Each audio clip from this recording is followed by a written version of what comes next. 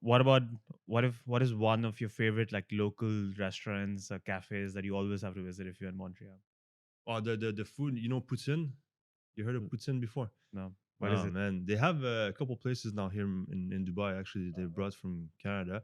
It's basically French fries with like Kirby cheese. This quick cooked cheese, and then some like sauce that's a bit like gravy, but it's a bit different. It's for Poutine, and it's amazing, man. You had me at Yeah. French fries. Yeah. But these three, the combo together is Yeah, winner. Yeah. Once you try it, you can't. It's so good, man. it's in Dubai as well. You They mentioned. have some places in Dubai. Yeah, actually, I saw on Instagram the other day. If you just type in, I don't know, there's a place in Dubai. I forget what it's called, but it's for Putin. Yeah, yeah, Poutine.